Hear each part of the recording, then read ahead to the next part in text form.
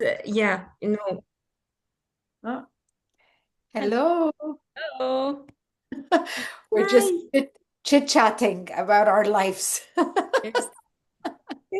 I hope it's good chit-chatting. It is. It is. It Like, is. where Yes. are we in the world? Why are we here? Yes. Yeah. Yes. Yeah. Yeah, we are totally having this little bit of an existential crisis, slightly. Yes. Just a bit. Yes. Just a bit. Yeah. How is a new grandma feeling, huh? It's very tough, like when you're Yes. far away from your grandchild. It's Oh, weird because sometimes it's like you forget that you're because they're not there constantly daily, but then it's also like the first thing you do is wake up and like, wait a minute, why haven't I gotten photos today? Like I need my daily dose. So yeah, no, it's surreal, definitely surreal. Maybe it might be more real if they were here and it was more of a regular, like I'm yeah. doing something every single day. But since I came back, it's kind of like I forget that one because Yeah. they're Yeah. not I here. was a Yeah, friend of mine yesterday. She recently also became a grandma, and she's like up the roof with everything. She's yeah, going crazy. yeah. And then, well, her son lives in Toronto and she lives in Montreal. So she's Mm. like, he calls me, he's like, you have to come back. We need you to babysit.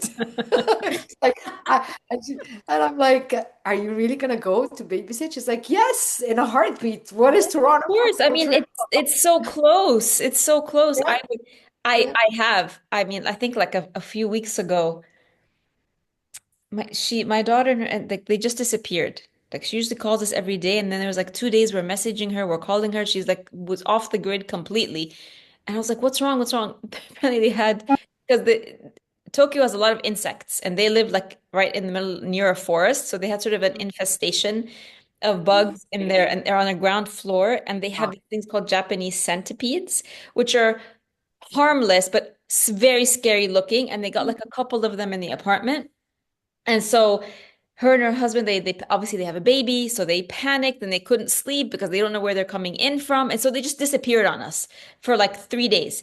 So I was like, "What's wrong? What's wrong? Do you need me to come? I'll come tomorrow." Like I thought there was something wrong. And my husband was like, "You're gonna do what? You're gonna go to her tomorrow?" He's like, and then sick it, and he's no, like, "Yeah, if you need to, you're gonna go to her tomorrow." Because you will. Like if there was something I really know. wrong, you would. You will. No, and I was telling her, I don't think I'll do that ever. She's like, no, no, no, wait, wait, you don't know the feeling. Just wait. Just wait. I mean, I definitely used to say things like I don't think I'm the kind of grandmother that's sort of gonna like put my life on hold for my grandkids. Yeah, And yeah. I'm not. I realize I'm not. But I'm still the one who's gonna like when they say we need you for something or come help, I will. You're gonna be there. Yeah. But Yeah. it's not like sort of I mean like my mother or my mother-in-law, like their lives just stopped. It's now time for the grandkids and grandkids only, and they've been that way. I mean, my daughter's 29 now. They've been that way. Like they don't want to do anything else with their lives except their grandkids. No, I still want to do lots of other things with my life, as well as be a grandmother, you know? It's not just I'm going to dedicate everything in my life now to grandkids, which I think I don't know, it's a bit Yeah. I don't know. I feel like my mom is like, no, it's the most, you have to like, that's it. Just be a grandmother. And I'm like, I don't want to just be That, a grandmother, mom. No, I don't want no, to just be, no, like, I love it. It is definitely the best thing I've ever felt, but no. it's not the only thing I want to be. No. You're Right. very young. You're very young. You're very Yeah, young, Anna. maybe. You are. Kid, you're younger than me. For like, enjoy your age. I'm 52, ladies. I'm not that young. Like I think I'm like the same, more or less around the same Oh, age. for Yeah. real? Halas, that is young. I'm thinking 50 is the new, I don't know, new 30 or new Yeah, 35, you know? yeah, يعني, when we used to hear 50 zaman, or yeah. even when I look at photos of my mom when she Yes, was, that age, like, oh, but and her grandma and her mother, they look older than we are now. yes, So yes, yes, I'm yes. thinking, في some sort of mutation or something happened. Something shifted. Like, As a, did you guys used to ever watch that show, The Golden Girls? The American sitcom. Anyway, um, Oh. Yes, yes, yes, so yes, all of the ladies yes, in that were in their yes. I 50s. know this. It's hilarious. Yes, they're all in their 50s. So, and none of us look like that. No way. They look 70. They Yeah, look like yeah, 70. They look like the exactly. 70. No, Yeah, no. they're all in their 50s. Anyway, hi Sandra. Well, at least we're very good. Well, Yes, at least. So Sandra and Dina, you guys are gonna take it away today with Pride and Prejudice. yes, Go for it. Yes. we're all. I think we're very So ready. actually, so what happened is I suggested that I join Dina so I can give her a push, but it's actually so Dina will be able to take care of it on her own. I'm All just right. gonna be here just in case uh, she needs help, but she's responsible today. Okay, let's do it. So let me just put the volume on. Just to let you know, ladies, I had a power outage this morning, so I'm working on my hotspot. No worries. We all know the struggles with technology and electricity and all of that. Hopefully, while it stays, the power gets on. So anyway, Sandra was, you know, she didn't have to persuade me much, I guess, but the way she, the way she had like asked for me to like moderate this session was like a push. I really wanted that push, but she's such a sweetheart. We had a wonderful call last week for maybe an hour and a half, I guess, about the book and about our lives and about things. So it was very, very interesting to get to know Sandra as an individual and to really connect. So this is a great, again, I can't stress enough about the fact that this group that you created has made, I think, a lot of people start to connect together on different levels. So that being said, thank you, Sandra, for that little push to make me do this presentation or moderation of the book. So Pride and Prejudice, as most of us must have read it maybe once or twice, even more. A lot of us have gone through it through universities, schools, and whatnot. So it is a novel that has been written in the 19th century by the famous Jane Austen. It's a romantic novel that explores themes of love, pride, class, prejudice, family, reputation of women in society, and personal growth. The two main characters in the novel are basically Elizabeth Bennet, which is a smart, spirited young woman from a modest family that navigates societal expectations and romantic enlightenments in an early 19th century. And the other one is Mr. Darcy, who seems to be arrogant, lots of pride. Um, and then the story evolves by Darcy quietly falling in love with Elizabeth, but struggles with his own prejudice about her low social standings. So, again, the novel demonstrates the power of self discovery and love in overcoming societal constraints. It's about how love can grow when people learn to see each other and themselves more clearly. So that for me was the main theme that I came out with. Every time I read it, it's this is what really gets to me, and I say this is really it, you know. But then also the novel starts with a very interesting statement, a very striking statement, and it says that it's a truth universally acknowledged that a single man in possession of a social fortune must be in want of a wife. This line, every time I read it, it's just like something like it's in your face kind of thing that so what the societal expectations, the assumptions of wealth, And so basically, it introduces us to that a wealthy single man must be seeking a wife.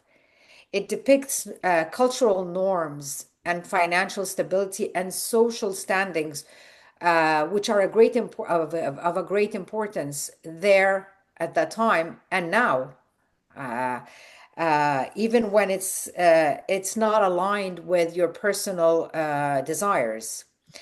The other thing about the novel is that there's a lot of irony in the novel, a lot of critical statements, a lot of letters going back and forth between the characters, right? So that was very interesting the first time I read it. It's like, why is she writing all these? Why are we like uh, having to read a letter sent to that individual? Why isn't that person speaking to the other one right away? So that's the way Jane Austen portrays a lot of her messages, a lot of her critics about the society, a lot of her ideas and emotions and yeah, irony through the letters, basically. One of the things that I actually researched for today was the name of Mr. Darcy, Mm. and that his name was not just like a name given to him like this. She actually put that name together, Fitzwilliam Darcy Esquire. Okay, so Fitz means a prefix of Norman origin that means son of. So he's son of William, which shows the lineage of a family history. Darcy is the family name, it's portrayed as wealthy landowners with considerable estate. And Esquire is a title of honor often used to denote a man of a certain social rank or status. So when you put it all together, it conveys a sense of social status, family lineage, and societal expectations. The name reflects the novel's theme of social class, marriage, and complexities of relationships. So Jane Austen, when she actually chose the name, she clearly wanted again to amplify the importance of the social class, the importance of marriage, and the complexities of relationships, you know?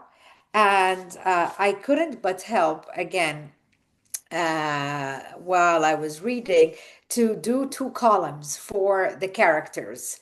So one for prejudice characters and one for the characters that have pride. All right. So if we sort of like divide it, so prejudice would be Miss Bingley, Mrs. Bennet, Lady Catherine, and Elizabeth. And then Pride for me was Mr. Collins, Lady Catherine again, Miss Bingley, Darcy, and Elizabeth. And then through the whole novel, again, I kept seeing this coming back and forth, the Pride and Prejudice, the Pride and Prejudice, and so on and so forth, till you come to a point where you realize that it's through again the evolution of each character that you see them that they're trying to disconnect from their prejudice, either their prejudice or their pride. Um, I did also something quite interesting while reading. I divided the characters into relationships. Mm. So for me, like I took Charlotte and Collins, for example. Uh, they can't afford to be romantic. That's how I see it Mm. personally. They're both or more Charlotte than Collins. She's looking for social security. They're both practical and rational, and they just want a home. For me, the way Collins dismissed that Elizabeth doesn't want to get married to him, and then he went and he just like asked Charlotte is practically that. They're just like practical people, rational people. That's how it is. Let's go, move on, you know? Lydia and Wickman, lust, spontaneous, elope, money, manipulation, antisocial. Uh, then Jane and Bingley, love at first sight, naive. They're both naive, no backbone at all, and they represent the perfect society. This is how it should be, kind of, you know? And then we have our famous Elizabeth and Dorothy, where it's love starts small and ends big. They hide their feelings very well. They're very controversial, and this is the future society or societies, I would say. The symbol of Elizabeth dark eyes in the novel, because she Austen portrayed that very, very well, is to reveal the hidden relationship. Uh, I think the struggles that Elizabeth was going through, but how she stood her ground. And Yeah, so that's basically how I saw the book, or how I sort of like you know I was going to say a word in French. I décorté. I just like sliced the novel into these little pieces here and there. And Hold on. I liked Elizabeth. For me, was amazing. You know, a woman in the 19th century. She's a free spirit, independent. The way she expressed herself was like, oh my God, like I wish that a lot of women these days would do that, right? There is a statement where she says, "There is stubbornness about me that never can bear to be frightened at the will of others. My courage always rises at every attempt to intimidate me." So for me, this captures Elizabeth's strength of character and her refusal to be dominated, even in a society that limits women's choices. Whereas, like now, there's a lot of women that we know, and sometimes it's even us, that we are limited with what we want to say, that we are, taking a step back so that we don't hurt anybody, or we don't do a wrongdoing. But her, she was like, she knew what she wanted, she knew what she was going through, and she knew that she had nothing to be ashamed of. You know, for me, that was an amazing. She's an amazing character. The other thing that I couldn't help but relate to was basically when I was reading Pride and Prejudice again, and then I thought of the two books that we read, Clarity and Connection and Feminine Genius. And for Pride and Prejudice, definitely is in line with these two books that we read. If I were to sort of like pinpoint a couple of things that I found quite similar between these novels, would be, or this is a novel, the other one is more like a book or a poem, Clarity and Connection. So self-awareness and growth. That was also a main theme of Jane Austen's book. So Elizabeth and Darcy, they both underwent internal transformation. Elizabeth realizes her own prejudice, and Darcy overcomes his pride and class-based arrogance. So both of them see themselves clearly before they can truly love each other.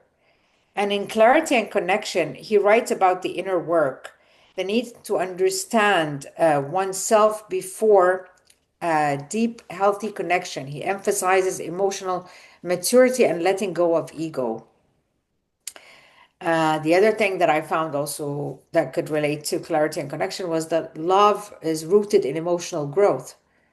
So that Pride and Prejudice is a love story. It's a powerful love story. They come together after personal evolution. Their love becomes mutual and respectful, and not based on fantasy or needs. In Clarity and Connection, he explores the idea that real love is not possession or control, but understanding, patience, and healing. He says true love is not about perfection, it's about hidden flaws. So again, I made this link, and then the other thing between clarity and connection and Pride and Prejudice is letting go of ego and control. In Pride and Prejudice, again, Darcy releases his pride and sense of superiority, and Elizabeth lets go of her defensive judgment. Clarity and connection, he often writes about letting go of the need to control others and instead on focusing of self-liberation. He says you're not healing to return to the past, you're healing to create something new. So in the end, we could say that Pride and Prejudice is a novel, and then Clarity and Connection is a modern book, but they're both about love, connection, and are only possible through clarity, inner work, and letting go of illusions. For me, that was a really nice comparison that I worked on both books to be able to compare, a novel that's written in the 19th century and a book that's written today, and how striking it is with the similarities, and how striking it is that we still struggle with things that people struggled back then with in the 19th century, and that they were trying to change it through literature. you know the other thing that I also, again, like I said, found quite interesting was I was thinking about Feminine Genius and Pride and Prejudice, and both books, they are talking about emotional intelligence. They're talking about receptivity without being passive, open to truth, beauty, and authentic love of even oneself, courage and vulnerability. So, for example, Elizabeth shows quite of a strength. She speaks her mind, stands up to Lady Catherine, challenges Darcy. All this while remaining graceful and self-respecting. And that's all about feminine genius, the courage and vulnerability to speak truth, hold space for others, growth, and live in integrity. The other thing also was the relational influence through love, virtue, and example. So Darcy becomes a better man, not because Elizabeth demands it, but because her integrity inspires him. And this reflects the feminine genius as a force that shapes culture through relationships from the inside out. Moral clarity and inner freedom, again, is part of feminine genius, and it's very well depicted into again, if we look at the deep awareness of Elizabeth's dignity. So for me, this novel is a novel that is relatable in any age and in any era. It's not a novel that we would say that, oh my God, why are we reading this? It's written in the 19th century. And actually, Sandra had sent me a couple of questions about the novel. And one of them was basically Pride and Prejudice by Jane Austen. Why is it still popular until this day? Like, why? You know? The question is out there for anybody that wants to answer it, but I have the answer, and I guess everyone, one of us has the answer. But why is it relatable until this day? Well, I think first of all, thank you so much for that. No, this is very comprehensive and very deep, and it's also multidimensional. So, great job, and thank you, Sandra, as well.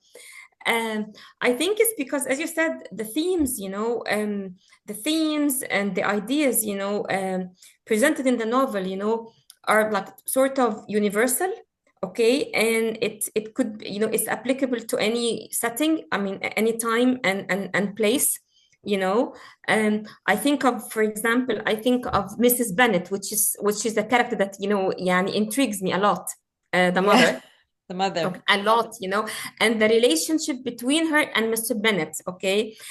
And I think, you read this and, she would make an Egyptian mother, of 20, 25, not even 19 or 18 something, no, a woman who's very keen on marrying off her 5 daughters, a woman who realizes, the social standing and financial, situation of that family, okay. She's very conscious of that, and accordingly she schemes, okay, and she schemes with the tools, okay, the society allows her.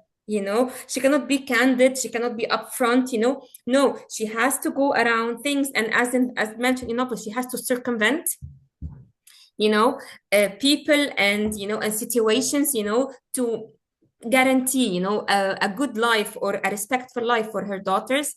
So yes, she is very I mean, she's very hands-on, she's hands-on what society, has allowed her, and what society has taken away from her as well. So she knows that.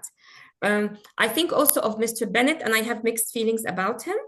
Okay, so in the beginning of the novel, I think I like the man, okay, or maybe I like that he favors, Elizabeth, or that he sees her worth, and he says that it's not all about beauty, and that she has wits and she has minds and she has intellect, which makes her, so different from other girls her age.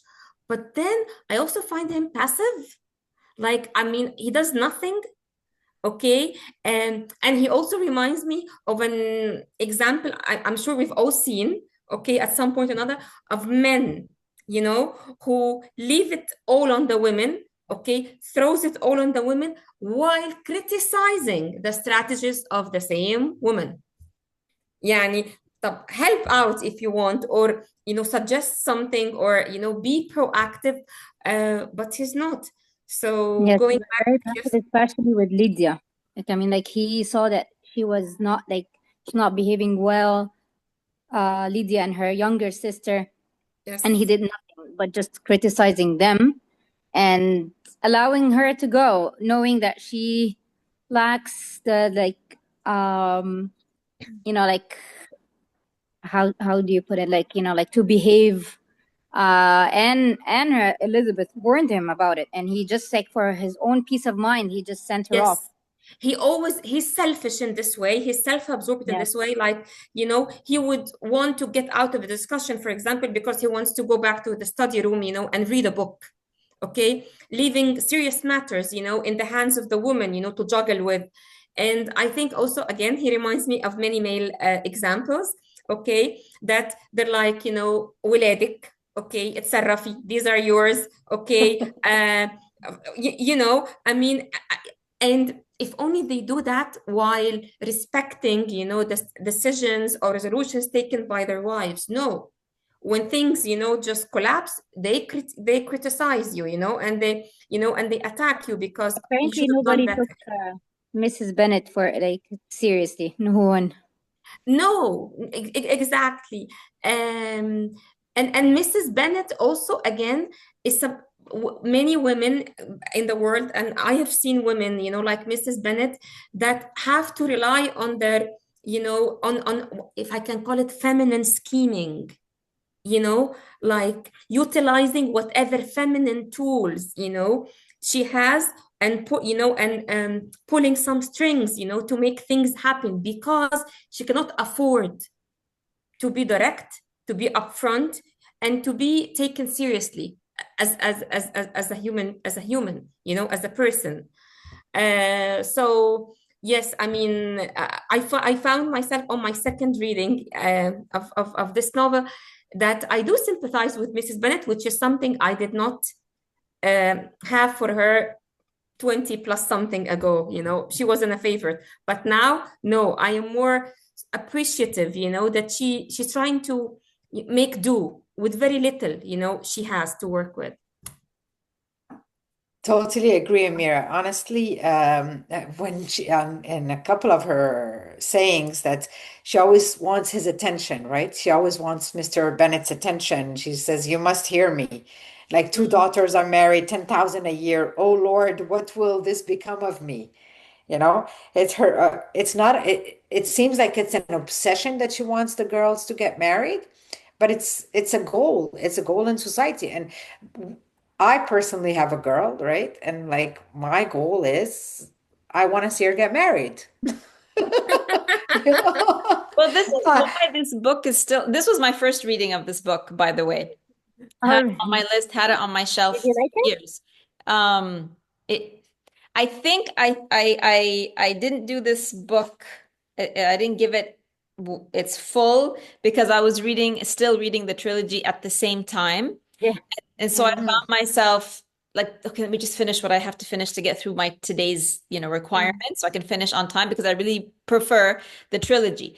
But what I felt reading it was this is why literature in general is so brilliant, is because it is about the human experience. It is about human nature that transcends time. So, because also I was reading it at the same time as the trilogy, you can see the parallels of two mhm, completely different cultures, but the family dynamics, the archetypes in the characters, the role of the males, the role of the females, the scheming, the conversation.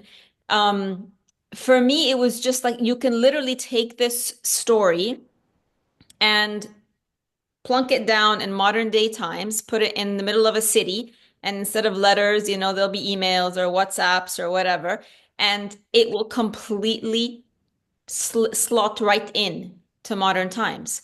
The themes, the characters, I mean, what Jane Austen was doing, really, this was a critique of mhm. society and the norms and what was thought to be proper and improper and the way. So there's still so much to critique. We haven't evolved really past that, unfortunately. We haven't gone beyond some of those themes of marriage and family and what's acceptable and what's not acceptable. Might be a little bit different based on country, based on culture, based on socioeconomic status. There's a little bit of variations, but I think we can all say, maybe with a little bit of shame, we are all still stuck in a little bit of those, where Yeah. yes, we want our daughters to get married. You want to make sure she gets married to the right guy. You want to make sure she gets married, to whatever your list is. We all have it. And it's not just because it's 2025, then that means it's that much different than the 19th century. Just the requirements are just different because, we live in a different country, different you know, we don't have, it's not about the estates necessarily, although plenty, plenty, plenty of people still want their kids to marry the wealthy, the well-off with the estates, the equivalent of what we're seeing in Pride and Prejudice. So, and how Ibn many of us, Ines. sorry? They want someone when they say Ibn Ines. Ibn Ines with the money, like at What some does that point, mean? What does that mean, Ibn Ines, you know? I mean, it depends on everybody has a little different definition of that, right? Situation. The different Right? variation of that, the religion, like you name it, there's still requirements. And then, as the title of this book suggests, who of us has not fallen into the trap of pride and or prejudice or both at some point or another? Who from us has prejudged someone and made like a snap decision about their because of هو ابن Mm, ناس or not مثلا, right? Like you just somebody tells you, oh, just where they went to school, for example, and that's all you know, and then you create sort of a story around them. Huge prejudice. And then you find out later when you just get to know the person, when you just everybody sort of lets all of their walls down and you just start to see each other as humans versus a checklist, that to what extent our prejudice is driving us in our day to mm. day without us being conscious of it. And something else also about wanting to, as mothers wanting to marry off the daughters, those dancing balls, this reminds me of like wedding season in Egypt, Yeah. you know, and yani, how important it is, and like it or no, I mean, we could go on and say, no, it's different. We're going there to have fun, with the bride, well, bride is my bestie or whatever. No, you're But going there to see and be seen. exactly. فاهمة? This is to be seen, yes, and to see. You check Yes. out and you're being checked out. Yes. Okay. And this is again for a certain like social class in society, like middle class, upper middle class. It's very important. The wedding and what you're going to wear in the wedding. This also reminded me of um, on a different social class. I'm speaking again about Egypt, which is very strange, but again plausible.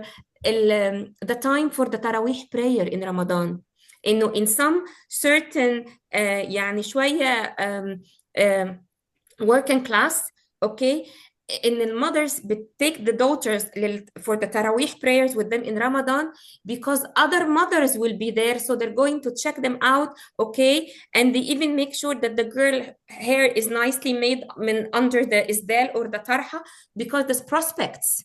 Really? Oh, Yes, wow.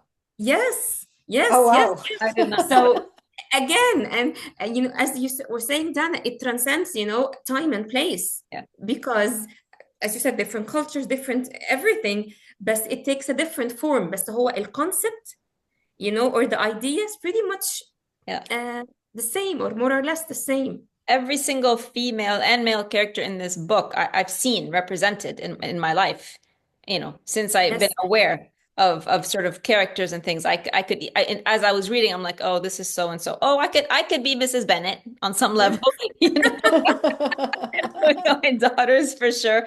I was also Elizabeth Bennett. I could relate to myself, but I mean, we all know. I mean, I don't know. I know a Lydia for sure, somebody who just ran off and decided to elope, like she was done with it. She didn't want to wait and hear what she should and shouldn't do. So it's crazy that at our core, we are the same human beings for centuries onwards at our core. Yeah. Our intuition, intuitively, what we want, what we crave, the mistakes we made, the things we need, our roles as mothers, daughters.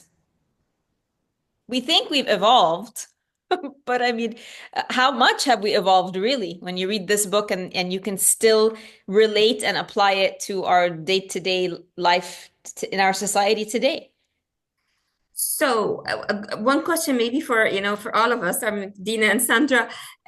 Dina, you spoke about Charlotte and what's his name? This uptight, Collins. uninterested Collins. Okay, Yeah. and I remember Charlotte mentioning something to Elizabeth before she ever met Collins when they were talking about the prospects for Bingley and Jane, and Charlotte said that like maybe something like that women should not get to know much about a future husband because maybe if you know too much about him you wouldn't I go on have with it. the marriage. I have it, Amira. It's I think it was she was saying that to be able to impose on the public in such a case, but it's sometimes a disadvantage to be so very guarded. But she Yeah. was talking about like being guarded. If a woman conceals her affection with the same skill from the object of it, she may lose the opportunity of fixing him. And it will then be but poor consolation to believe the world equally in the dark. There is so much of gratitude or vanity in almost every attachment that is not safe to leave any to itself. We can all begin freely. A slight preference is natural enough, but there are very few of us who have heart enough to be really in love without encouragement. In 9 cases out of 10, a woman had better show more affection than she feels. Bingley likes your sister undoubtedly, but he may never do more than like her if she does not help him on. And then the part that you were saying is, Yes. remember, Eliza, that he doesn't know Jane's disposition as you do, but if a woman is partial to a man and does not endeavor to conceal it, he must find it out. And then she said something about it's impossible that every moment should be employed in conversing together. Jane should therefore make the most of every half hour in which she can command his attention. When she is secure of him, there will be a leisure of falling in love as much as she chooses. That's the part you Yes, want, it is. right? It's very close to this part. In this part, she was telling her that because Jane, she's like sort of the ideal kind of, this too good to be true, this very positive, trusting in people. And she was telling her that Jane needs to show, understood it, that Jane needs to show Bingley that she is interested in him. Yes, even Okay, because more than what you think. yes, but in another occasion, she in her, like, chit chats with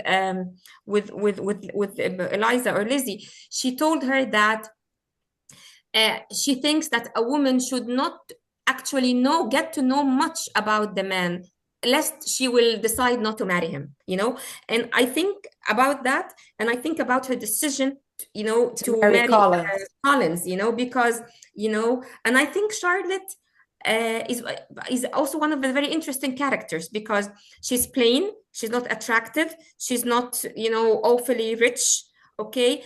She also she shares with Eliza that the awareness, she is aware of where she stands in society and of her chances, in marriage, in with this limitation in that society. And of course, Very, she's not, sorry. No, I felt she's very pragmatic. Like, let's just get, yes, where she's not infatuated by Collins. She No. knows he's boring, yeah, okay? To me, she is obviously way smarter than he is. She has brains, the girl. Like yeah. she is more intelligent, and given the opportunity, she would deserve a better person, of course.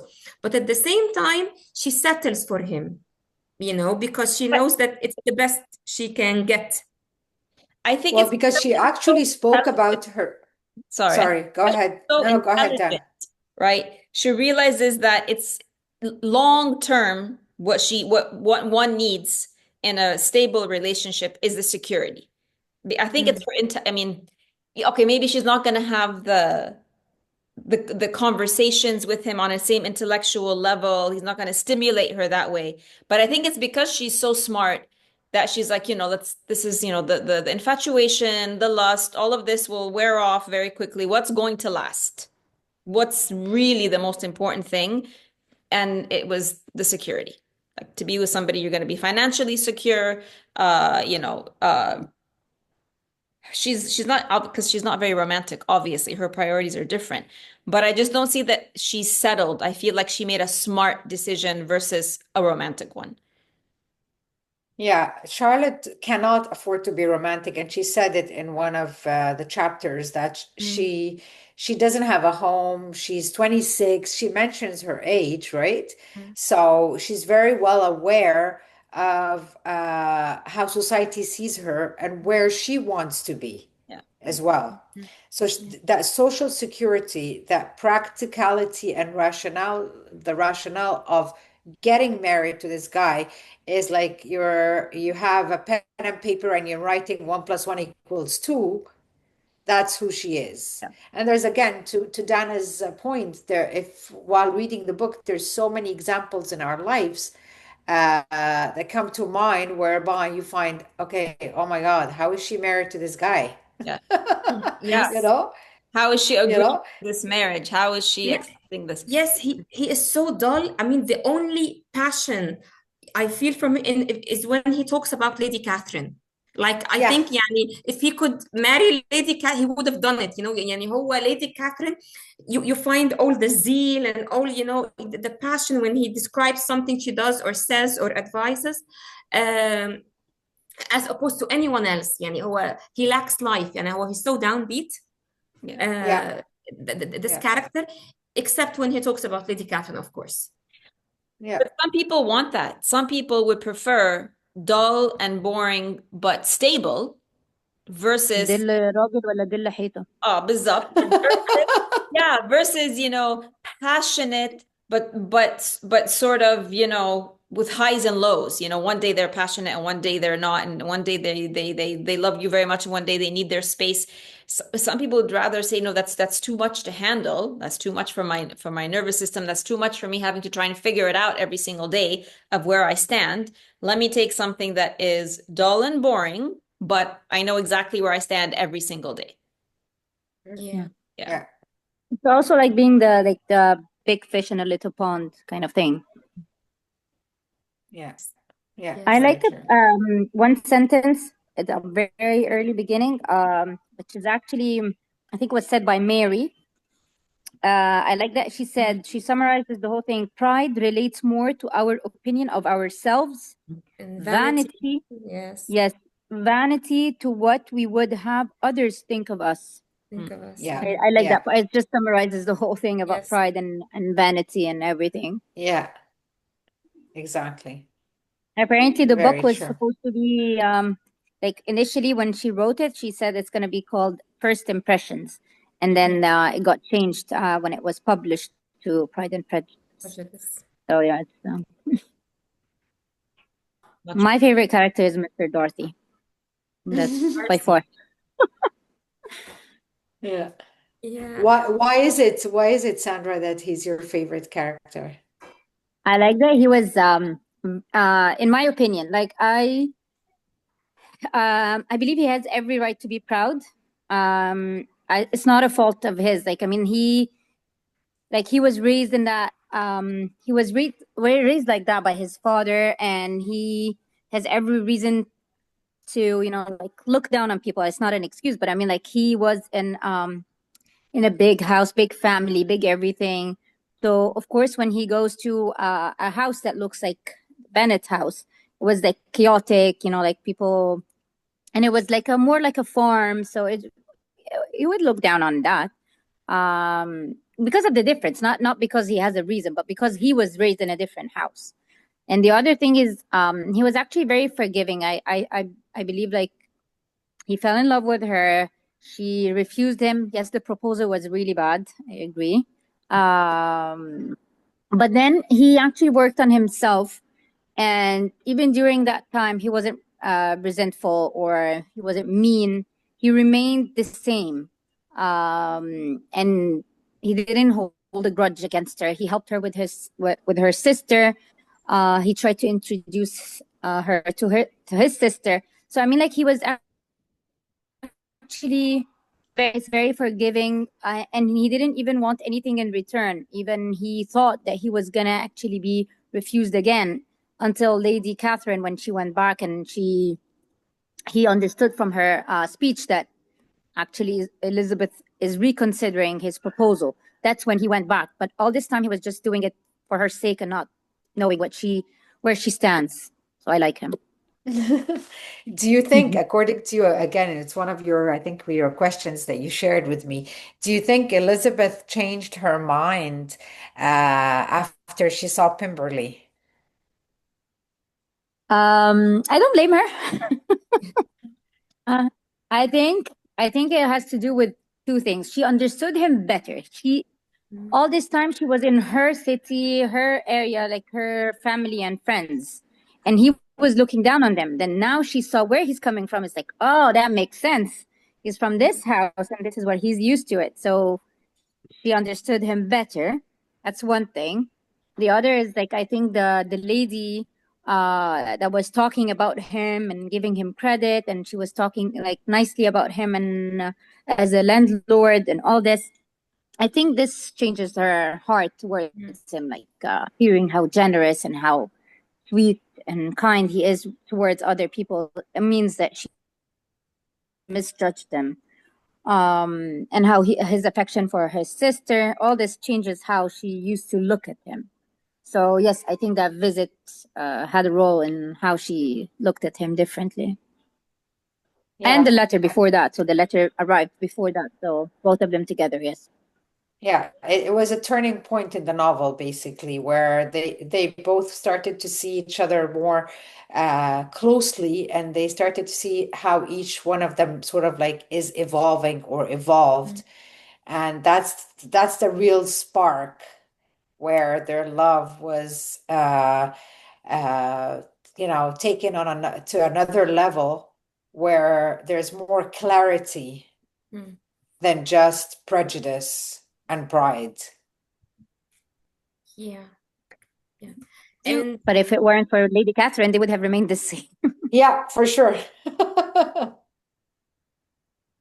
yes, So, and this also relates to a hot topic also now, on those, with the zillion million podcasts, we have, and we see every day about, people do not I'm speaking about relationship as in, marriage and stuff, that you don't change for someone. Like you evolve, yes, you grow, yes, you revisit, some of your, stances, or beliefs or whatever, but you don't actually change for someone else to accept you, or for the relationship to work, and I think this is what happened between Elizabeth and Darcy, that it was also again يعني a self journey for each of them, a growth for each of them. And whilst doing so, they met at a point where he has um, um, lost some of his, pride, and she has lost some of her, prejudice, and this is where they were able to meet. And it is true that, and that's why I think what Sandra's saying is that why we would like or believe, Mr. Darcy, that he genuinely, grew, evolved, or his encounter in life with her, made him reflect, on some of his beliefs, or why is he behaving the way he is. And likewise with, with Elizabeth. So I guess, yes, these two are lucky, I guess, as a couple, they were lucky in, in that department. uh, And he was shy. Like when he wasn't socially smart. No, Uh, you would call him socially awkward, actually, yeah. And one of the parts I so much enjoyed is the scenes where they have sort of a ping pong, dialogue or conversation. yeah. They're both very witty. Okay, they both think and say their mind. Okay, and they're both not intimidated, by the other. And I like this about the dynamics of them as a couple. About that. So apparently, when I was discussing with Dina, she was mentioning a part that I did not find in the book. She said maybe it's in the movie then, or maybe it's in her book.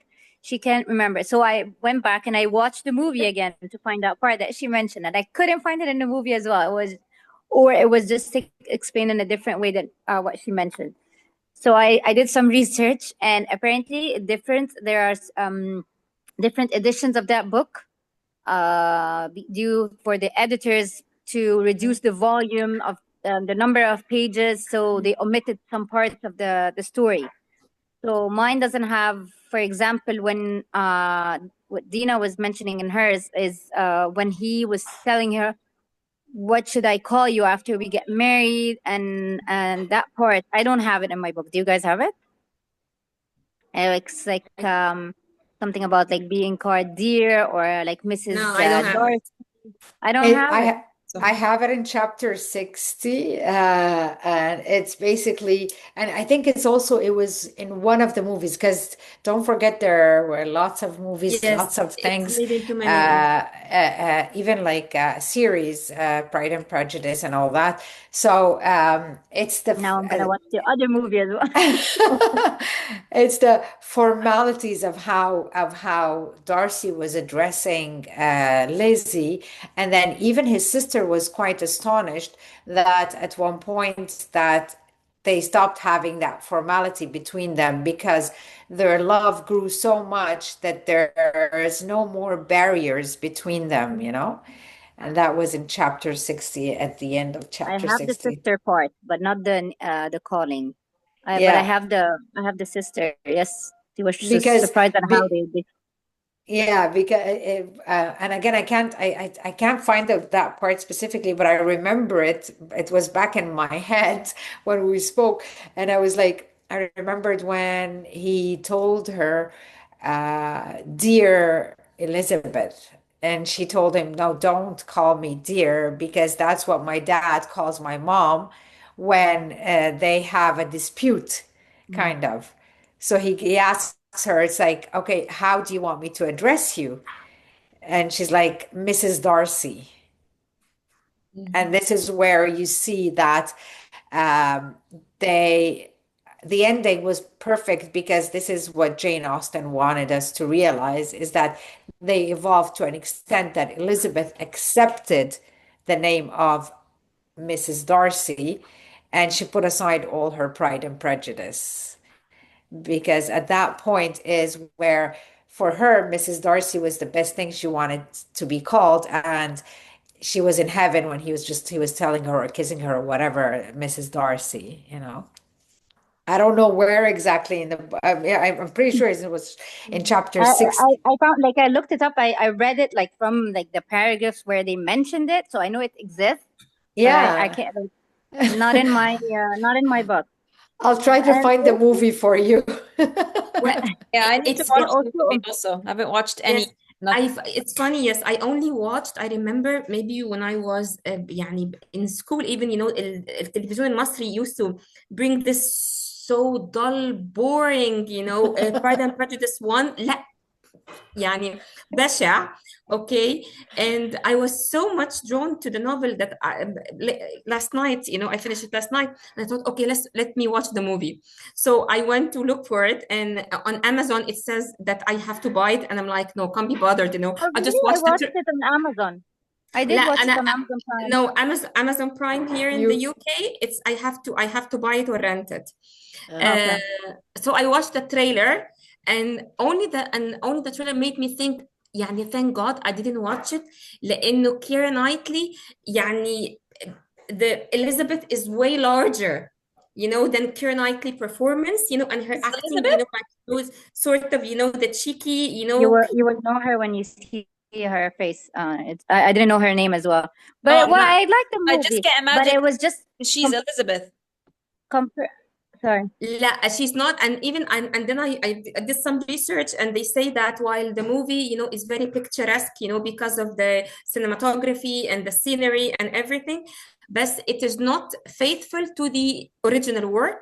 Mm. The most faithful to the original work is the BBC uh, series. Okay.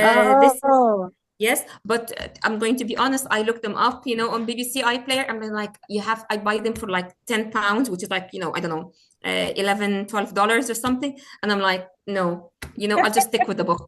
Yeah. خلاص. I'm curious that to see oh, the the book movie is now. actually is nice. Like Yes. compared with the movie, I watched the movie. The movie is like so fast. It doesn't give لأنه the 60 chapters, so how can you condense them, I in a know. Yeah. 2 hour, or a 90 And minute, it's the same actually for the coming one. So I started to read the book, the next one, but then I have a problem not discussing this one first and then reading the other one before we discuss this one. So it was just like having two books in mind at the same time. I don't like that. So Mm. anyway, so I said maybe I'll watch some part of the movie because I never watched the movie as well. Yeah. And then I felt it's going really fast in the movie. So I said it Yes. like I paused it and I went back to the novel and I'm reading the book again. So I'm actually going Which back and which forth. Yes. which movie? The original black and white one? Yeah, I'm talking about the next one, the coming one, the Bain Yeah. al-Asrain one. Yeah. Yeah. Okay. Oh, yeah, yeah, yeah. Okay. I've And never watched the movie as well. I haven't seen that either. No. yeah, and بين القصرين is the same thing. يعني الbook is way richer, and way Yeah. captivating Yeah. than the movie. Yeah. والcharacterization, characters, because they're very very well drawn في الbook. Yes. Movie doesn't do them justice. No. Yes. حقيقي. I يعني realized that. So that's why I yes. said the movie. Like I watched the movie, okay, for 15 minutes. Mm. And then, okay, I thought I would check where is that in the book. And I found that it's page 100. It's like, oh my God, Yeah. they did Yes. 100 pages in 15 minutes? Yeah. Yes. Yeah. I Yes, think I watched. especially I يعني also watched like 10 minutes of it, and after reading quite a bit in the book, I was very curious, and I was so Yeah, disappointing. I was like, I don't want this to ruin my experience of the book. exactly. That's what I said. No, I'm not yes. doing the movie Yeah. anymore. I'm going back to the book. Yes. But yes, it's There was, I think, امتى في late 80s maybe or early 90s, there was a TV show اتعمل مسلسل Okay. اوكي. Ramadan. Okay. and لا ما كانش رمضان يا دانا، كانت اوت اوف سيزون. Okay. و... وكان سي السيد محمود مرسي وأمينة هدى سلطان. Okay. so in terms of البلوت نفسها والسب بلوتس، لا المسلسل لأنه طبعا حلقات كتير is the More closest accurate. to the yes to the original work than الموفي. yes.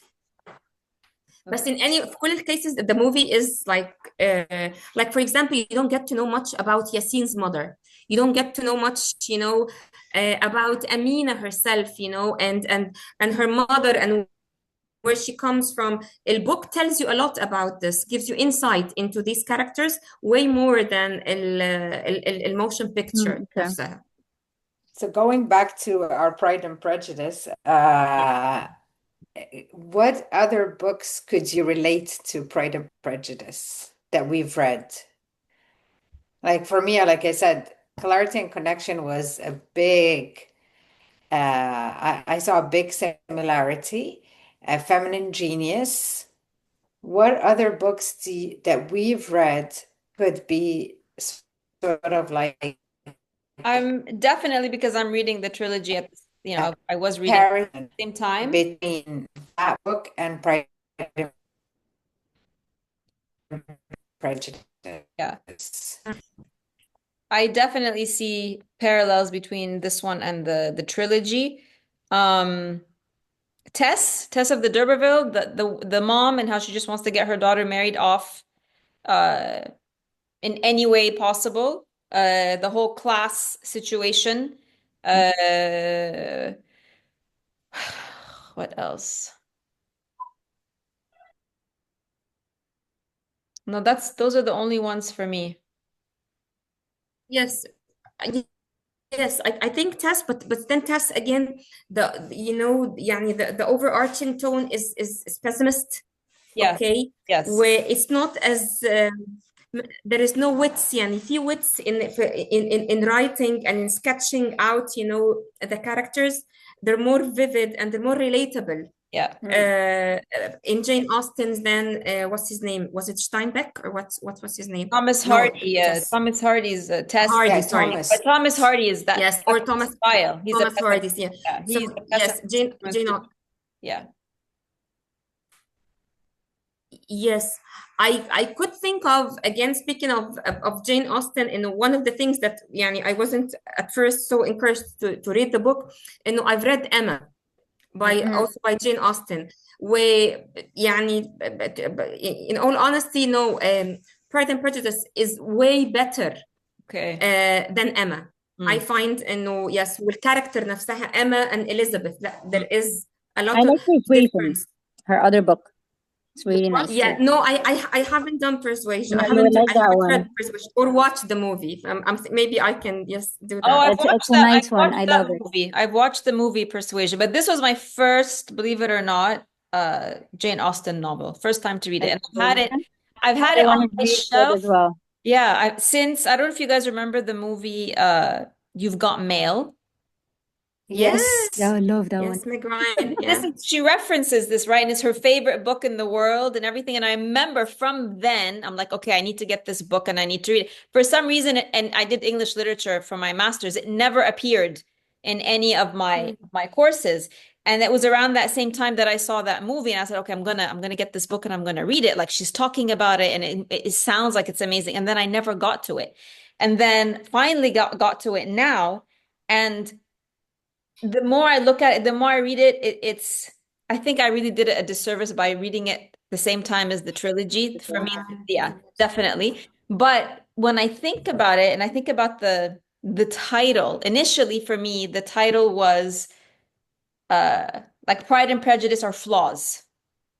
Like there's things that you shouldn't be proud and you shouldn't be prejudiced. But I think what's really brilliant, and I think, Sandra, you were saying he should be proud. I mean, this is the way he was brought up. And Amira, you're saying how what it ends up happening is despite their pride and prejudice, it's like it's because they're proud and prejudiced that they're able to evolve. So they're not actually necessarily flaws, really. And this is for me the brilliance of the title and the book is that what you think is horrible flaws in somebody ends up being the catalyst to their transformation and completely changing how they see the world and how they see each other, and I guess ultimately falling in love. So I'm very, very enthusiastic to read more of her books now as a result. Yeah.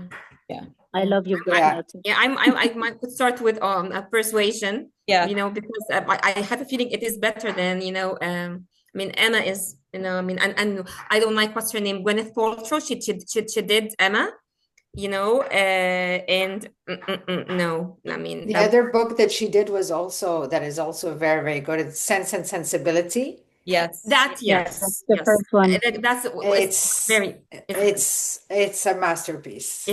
yes, that was very well Yeah. made.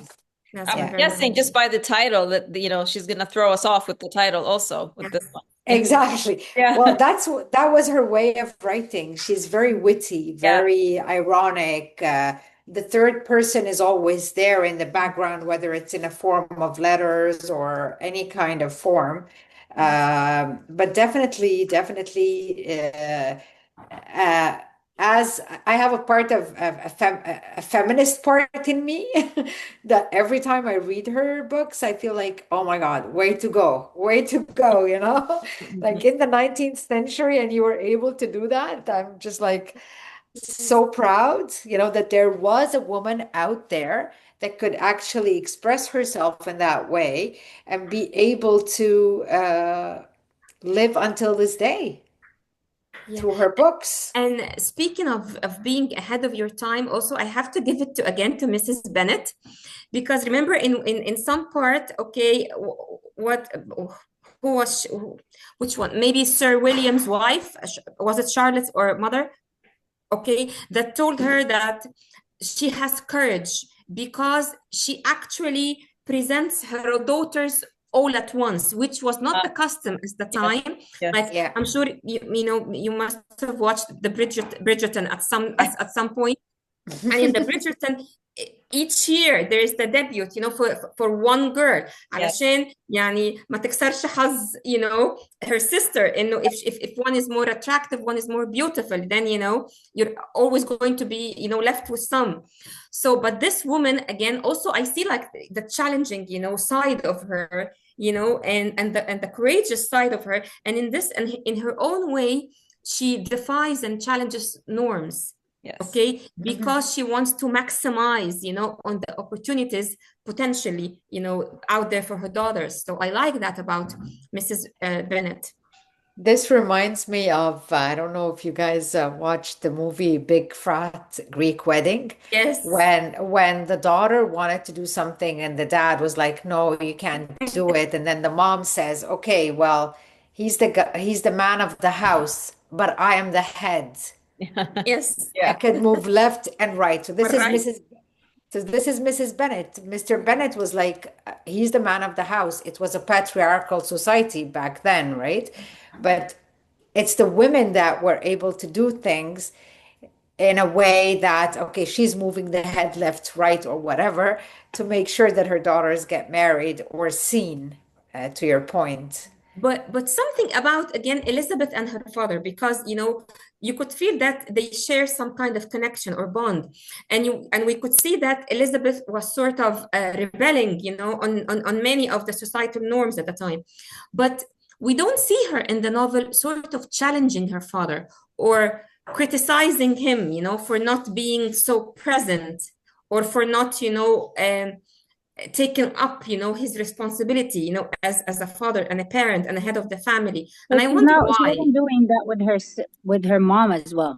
Like, Yeah, I mean, if I were her, like, I would have said, like, be more sensible, or like, I would say something to my mom, like, about being, like, acting the way she did in society, and how people actually commented on that, and she heard the comments. So I would have, like, had something to say to my mom, and she didn't either. so She yeah. was emotionally intelligent, Mm. really emotionally intelligent. She had that intuition when she should react and when she shouldn't. And as we were discussing, Sandra, I was telling her that there is something now, there's a podcast and there's this lady that has a book. Her name is Mel Robinson, and the book is said Uh, is Let Them. let them, Let them. Yeah. let them. So, Yeah. yeah, so she was like emotionally intelligent to the fact that I'm not gonna go to this extent to start having this argument Mm. with my mom or with my dad or with whoever. Just let them be. Let them do whatever, and I will do what I think is right because she had that emotional intelligence, I think. I don't know. I get that with her mother, that she knows that, whatever sensible, argument she would try, with her mother, the mother will not, yield, will not understand. But the dad, again, to me, she seems to be more connected and, to the dad. Uh, but why didn't you sort of, again, challenge him more, or sort of, like, I don't know, like, gauge him more as why are you not doing that? Okay, when she was highly critical with Darcy, for example, she was critical of Bingley and his sisters, and she was trying to open Jane's eyes, to not all people, are good and as innocent as you think, but she didn't do that with the father. And I wonder, yes, I mean, Yeah, that maybe Elizabeth, she was evolved in some aspects, but in other or maybe fewer aspects she was still the daughter of that time and that age. I don't know. it could be that. And also, don't forget that in the book, um, it mentions that she was his favorite. Yes, Right? yes. She was his favorite. And when Bingley arrived in town, and then Mrs. Bennet said that she wants to let Lizzie sort of like marry him or whatever, he's like, "You're taking the most intelligent of the family." You know, Yes, so he had a special ranking for her, and she's the only one that he actually spoke to when Darcy did his proposal, and he wanted to make sure that she's marrying out of respect and love, yeah. and not to have a similar relationship between him and her mom, And her mom. Yes. right? And I like his part, the line when he said, okay, if you marry Collins, something like your mom will be upset, but then if you marry him, I will be I upset will be. with him. Very So there true, was some very think true. comic relief. I think she was a bit of, you know how girls are just really close to their fathers and like their fathers That's, can do yeah. no wrong, even when you see it, when they see it, you just sort of put your father on a pedestal. I think she had True. a part of her was even if she could see it, he was her father. It's He's a true. different category And than everybody else. yes, and this is something also, I mean, I find myself to be, and I've seen other, women girls do. We're more demanding of our mothers. We expect a lot of them, okay? And Criticize we them.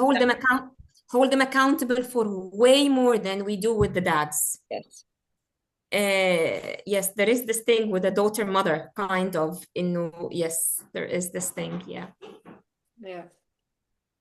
So, yeah, in the end, Jane Austen, this book was like an amazing book, honestly. Again, just the connection between the different books that I was able to like pinpoint certain parts from Jane Austen that related to clarity and connection, that related to feminine genius. I think, again, your choice of books now makes sense, you know? When I first saw the list and I was like, oh my God, what does this have to do with this, you know? So now it's like all tying itself together by really, really making things more clear for us. What we need to work on, what we need to think of, how do we as individual, like reading this book and like reflecting on the other books that we read, personally, I find that I have quite a bit of work to do myself as an individual to evolve into that space where I have this clarity of vision, clarity of response, my to put aside some of my prejudice, because definitely, like we all mentioned, we still have, in some way or form, we are prejudiced towards race, towards certain people. So I felt like by reading this and being able to connect with the two other books, some parts here and there, and the characters and so on, is that I personally still have a way to evolve at 53. As we all as we all do, but I think what these books are showing us is because these are the same issues for centuries on, that as we go through this process of refining ourselves, getting clarity on ourselves, what we believe, getting rid of prejudices, because it's such deeply embedded conflict, human struggle, to also be kind to yourself in this process. These are struggles that have been ongoing. Humans have not figured it out 100%. It's not settled. To this day, it's not settled. So as you go through this process of, okay, I can now pinpoint where I need to evolve, where I need to put my effort in, to do that with a lot of grace and kindness to yourself at the same time, because and maybe also just a part of you has to accept that it won't be 100% settled, because it hasn't been clearly for anybody for hundreds of years. Um, and to literally just do, the best that you can with the awarenesses that you get. That's all any of us can do. And did you Yeah, guys absolutely. notice that part about like being an accomplished woman, what it means and what it looks like? I mean, like, kind of, I was wondering, like, would I like to be like at that time, like having just be expected of me, like to draw, play the piano, read. I kind of like it, but I don't think I would have supported. Like, I mean, like, I would have suffocated from this, but it does have. It's nice to like, like to know that that was an option, but like, I cannot tolerate that for a longer time. Like, this is not what all I can do. I can do so much more. I would have been a failure in all of them. I can't draw. But how do I you can't play know? the piano. But how do you know, right? How do you know? Like if you were living in that time, okay, and these were skills that were being going to be taught to you from an early age. You had the governess, you had the teacher, you had the tutor. Um, I don't know that we can really say one way or another how we would have done in that setting.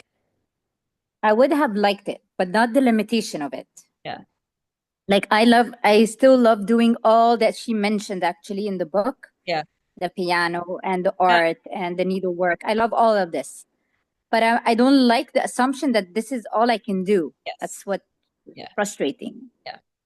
And that is something that women have actually evolved out of. That for sure that's been a success story, that we're not just still We actually left all of that. We don't do any of them. and to not to, in, we have the option, right? But yeah, we might also have gone to the other extreme where we completely let Yeah. go of very important, these are skills when you think about it, they're really important skills. It's not just about being a woman and staying at home and that's all that you can do. um but I think it's, if something of this book has shifted and maybe not necessarily 100% applicable today, is the fact that you have a choice. If you want to stay home and you want to draw and sew and paint and cook, you don't have to do that. You get to do that. And if you don't want to do that and you want to go and get, a job outside of the home and be a professional, you also get to do that. If you want to do a little bit of both, you get to do both of those things. So there is definitely some elements, obviously, especially when it comes to like feminist ideologies and all of that, that have evolved since this book. But despite that, I mean, because I just speak to so many women that I know who are in the workforce, corporate world, especially, that I speak to now, who have reached this in age, not actually, even some of the younger ones, it's surprisingly, some of the younger ones who are in their late 20s, like friends of my daughters, and they're in the corporate world, plus women who are my age who are in the corporate world, all they want to do right now is go back and stay home and cook and draw and sew. They're done but with they won't be able to do it. That's the thing. It's like, I mean, even when you're asked what do you do and you say I sit at home and I paint and I play the piano. I mean, is that, like, you won't be able to tolerate actually saying it because it's You'd be You're you're looked putting too down surprised. much upon. pressure. You'd be You're surprised. looked down upon. Yeah. I think maybe even just as short as a few years ago, you might be looked down upon. But from just what I hear from so many women I talk to, this is actually an aspiration right now. Because for me right now, for example, I'm deciding to retire. Like I'm deciding like I have to give them a decision at work by October where I stand. Am I going back? Am I not? So every time I speak to somebody and they're like, "Oh my God, but you were so accomplished, you know? Oh my God, how are you going to let go of your status as whatever and just sit at home and do nothing, you know?" And in my head, it's like, who said I'm doing nothing, Yeah. you know? There's a difference. But their vision of me, Yeah. yeah, go ahead. Oh no, go ahead, finish. Go. So, no, their vision of me is like, oh, you're wasting your life, kind of. You know, you're We're wasting your kind of life. stuck in a You're, situation that we're not pleasing either sides. I mean, if you And sit why at and why home, do you have to please anybody except yourself, right? I don't, but like deep down, that, like when you sit at home, you feel like, like I'm not doing anything, I'm not being productive, and I'm being looked down at. And then when you actually out there in the corporate world, of course, I mean, like some people are happy, but I mean, you'll be stressed, you'll be taken away from your home, like something has to give, I mean, I don't know, like we're in that situation. I think everybody needs to find, that sweet spot for themselves. And it's not about, I think, staying home or being in the corporate world. I think it's recognizing that as humans, we are meant to create whatever that looks like for you, whether it means you're creating something in an office, you're creating something at home. It's when you lose that, then that's when you're going to get bored. That's when you're going to lose yourself. That's when you're not going to be accomplished. So it doesn't matter what setting you're in. It's this innate need to create. That's what needs to be nourished constantly. And then let go of the noise, let go of the criticism. If you are in conscious of your need to create and of your need to express yourself or make something or be something or do something, the setting really doesn't matter. You might be fulfilled. Dina might be done. Like, you know what? I've fulfilled the complete arc of being in the corporate world. I've created as much as I can in this world. Let me see what I can create in a different setting. So, and I think people don't realize that it's about self-fulfillment and creation, and that it's not just possible in just one way. There's so many ways to do that. yeah, yeah, so true. And it's only when we stop wanting to create, I think that's the problem.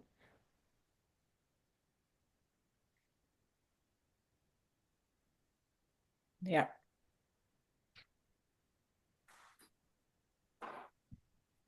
So I think that summarizes more or less all of the topics that Jane Austen wanted us to really look into. And yeah, looking forward to finishing Naguib Mahfouz's novel and then go on to our last novel. And it's with a sad heart, I would say that I feel like everything now in this group is coming to an end because I got used to the fact that, oh my God, every Monday at 12 I have something, you know? So you'll have to find us a replacement, Dana, to do something else. We'll Okay. create, right? It's about creating. Yeah. We co-created this together. So it's about creating something, and we can think about that moving forward for sure. Thank you, Dina, for a very, very, very thorough, Thank you so uh, much, Dina. yes, Thank you, For Sandra. that. Thank you guys for being there. I mean, and thank hopefully all the ladies that listen to us will sort of start questioning themselves about certain things that we just spoke about it would be a nice also discussion to link it to Naguib Mahfouz Next time. Yeah. I think, novels. yeah, I Yeah, think that's going to be inevitable. I think the connections, when we have that book conversation. yeah. Yeah, that's going to be a good one. I'm really looking forward to that one. Um, Next week, ladies, is our session will be on Tuesday, not Monday, because of the Eid. I'm not actually sure. I mean, maybe Sandra, do we actually have Monday off, the last day of Eid? Monday, Yes, Monday is off. Monday's Okay, off. there it is, because I wasn't sure. So it is off. So Tuesday, as I put it on the plan, Tuesday is our session next week. And that's it. It sounds like you ladies have already started reading the trilogy. Those of you watching the replay, I don't know that you can finish it in 2 weeks, but you can get a big chunk of it done in 2 weeks. You might also get all of it done in 2 weeks. So don't write it off if you think it's too late to start. By all means, start reading it. An amazing work, and it'll be a wonderful conversation. Inshallah, I'm really looking forward to it. And thank you, ladies, so much, and Dina again for today. Thank you. Thank you, ladies. Have a wonderful rest of your evening, rest of your day, and I'll see you all on Tuesday next week, inshallah. كل سنة وانتم طيبين. انت Wednesday. طيبة وانتوا طيبين. باي باي. Take care, Thank you. guys. Thank you so Bye. much. Bye bye.